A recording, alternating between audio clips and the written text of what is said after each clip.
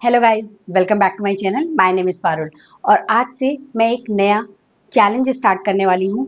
आज तक मैंने जितने भी चैलेंजेस लिए हैं, मैंने उसमें डाइट के साथ-साथ अपनी एक्टिविटी पे तो ध्यान दिया है, लेकिन मैंने आज तक कोई ऐसा टारगेट सेट नहीं किया है। लेकिन अब से मैंने अपने आप को एक टारगेट सेट करने के लिए पहला एक चैलेंज लिया है और ये चैलेंज है 30 डेज़ में 5 केजी लूज़ करने का। तो ये चैलेंज मैंने 1 मार्च से स्टार्ट किया था, क्योंकि लास्ट फ्यू डेज से मैं अपनी एक्टिविटी पे बिल्कुल भी ध्यान दे नहीं पा रही थी मेरी तबीयत की वजह से, क्योंकि recently I diagnose with endometriosis और इसकी वजह से मेरे को लास्ट फ्यू मंथ से काफ़ी ज़्यादा पेन एक्सपीरियंस हो रहा था, लेकिन मुझे उसका एग्जैक्ट रीज़न पता नहीं चल रहा था। तो थोड़ा टाइम लग गया मुझे ये सब चीज़ पता करने में, फिर डॉक्टर से कंसल्ट करने में। अब लास्ट 15 डेज़ के अप्रॉक्स हो गए हैं कि मैंने अपनी मेडिकेशन स्टार्ट कर ली है और धीरे-धीरे मुझे पेन में भी काफ़ी रिलीफ मिल रहा है। लेकिन मैंने इस ड्यूरेशन में भी पूरा ध्यान दिया कि मैं भले ही अपनी एक्टिविटी लेवल को उतना नहीं रख पा रही थी, इवन वो नॉर्मल जो एक्टिविटी लेवल है मेरा उससे भी कम ही था। मैं घर के काम भी ठीक से नहीं कर पा रही थी, लेकिन मैंने अपनी डाइट पर पूरा ध्यान रखने की कोशिश की थी और यही मैं आगे भी करने वाली हूँ। धीरे-धीरे मैं अपने एक्टिविटी लेवल को इंक्रीज़ कर रही हूँ और आई होप कि मैं 3 मार्च से 15 टू 20 मिनट्स के लिए या तो अपनी वॉक स्टार्ट करूँगी या फिर मैं कोई एक्सरसाइज स्टार्ट करूँगी। लेकिन मैंने ये जो चैलेंज है वो 1 मार्च से ही स्टार्ट कर दिया था और मैंने उस दिन मॉर्निंग में अपना वेट भी चेक किया था। तो मैं जो ये अपना चैलेंज है वो स्टार्ट कर रही हूँ 70 केजी से और आई होप कि मैं नेक्स्ट 30 डेज़ में आराम से 5 केजीज़ लूज़ कर पाऊँ। इसके लिए मैं क्या करूँगी कि मैं खाने पे ध्यान दूँगी और मैंने अपना खाना काफ़ी ठीक रखने के लिए और मैंने पहले ये भी कंसल्ट कर लिया है कि मुझे क्या चीज़ ऐसी है जो अवॉइड करनी चाहिए या फिर क्या नहीं खानी चाहिए।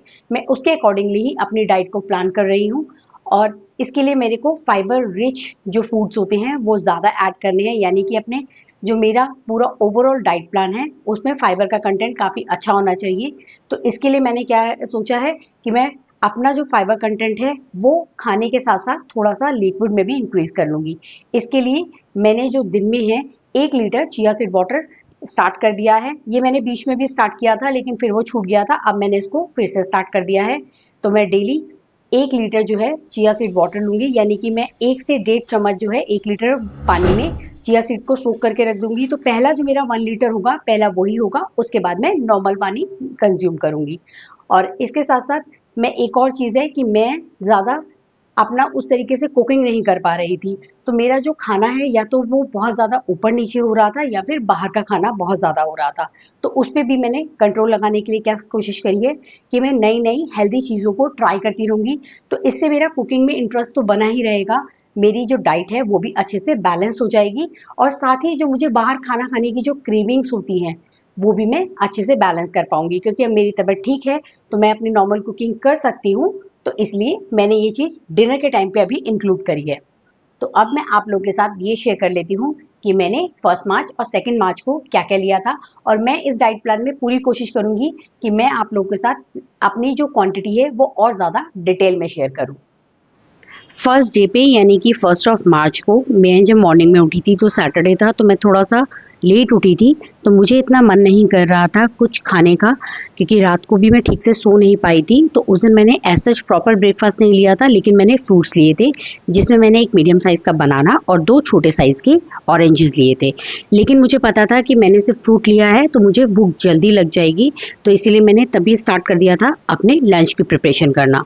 उसके लिए मैंने अपना डो रेडी कर लिया था, बीटरूट का डो। इसके लिए मैं क्या करती हूँ, जो बीटरूट होता है उसको छोटा-छोटा चॉप करके थोड़ा सा स्टीम कर लेती हूँ और उसकी प्यूरी बना के रख लेती हूँ। फिर उतना ही बीटरूट की प्यूरी लेती हूँ जितना मैं आटा लेती हूँ, सेम अमाउंट में दोनों को लेकर एक सॉफ्ट डो रेडी कर लेती हूँ और मैं जितनी भी रोटी या फिर पराठा बनाती हूँ वो मैं इसी डो से बनाती हूँ। मैं दोपहर में के टाइम पे इसको रेडी करती हूँ, तो ये मेरा रात तक के लिए मैं इसको एक ही बार में प्रिपेयर कर लेती हूँ।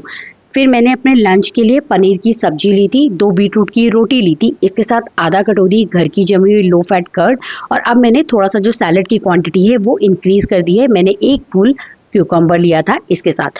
इसके बाद मेरा कुछ पीने का मन कर रहा था, तो मैंने एक कोकोनट वाटर लिया था स्मॉल साइज़ का।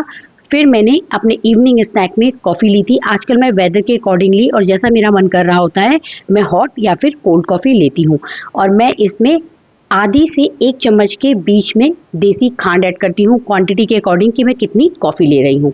और मैं जो अपनी डिनर की प्रिपरेशन है वो भी थोड़ी जल्दी स्टार्ट कर देती हूँ। और उस दिन मैंने ये सोचा था कि मैं सोया के कबाब के रोल्स बनाने वाली हूँ।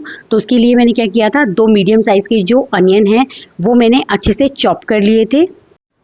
और इसके साथ ही मैंने 2 स्मॉल साइज़ की जो ग्रीन चिली हैं उनको भी बारीक बारीक काट लिया था।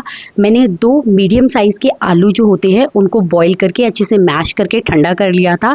और मैंने अप्रॉक्सीमेट 1 एंड हाफ कप जो है सोया चंक्स होते हैं उनको बॉईल करके फिर उनको अच्छे से वाटर में रिंस करने के बाद उनको स्क्वीज़ करके उनको चॉपर में, एक इलेक्ट्रिक चॉपर में अच्छे से ग्राइंड काइंड ऑफ कर लिया था।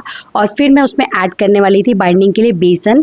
पहले भी मैंने आप लोगों के साथ इसकी रेसिपी शेयर की है, उस दिन मैंने उसमें सत्तू ऐड किया था, लेकिन आज मेरे पास सत्तू नहीं था तो इसीलिए मैंने उसमें बेसन ऐड किया था। लेकिन हम बेसन को ऐसे ही ऐड नहीं कर सकते हैं, इसके लिए पहले मैंने उसको थोड़ा सा ड्राई रोस्ट कर दिया था। बेसन थोड़ा सा ठंडा हो गया था, फिर मैंने उसे अपने सोया चंक्स, आलू वगैरह और मिर्च वगैरह सब कुछ डालने के बाद उसमें थोड़े से ड्राई स्पाइसेस डाले थे, जिसमें मैंने थोड़ी सी हल्दी, नमक, चाट मसाला और गरम मसाला डाला था। और इस तरीके से जैसे आप कटलेट की शेप देते हैं मैंने ऐसे शेप दे दी थी।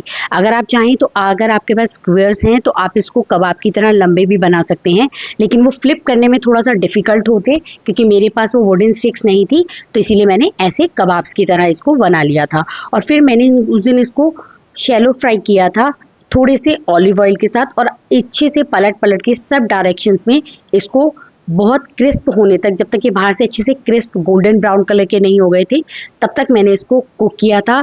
और साथ ही साथ इसके मैंने क्या किया था, मैंने इसकी डिप भी रेडी करनी स्टार्ट कर दी थी जब ये कुक हो रहे थे।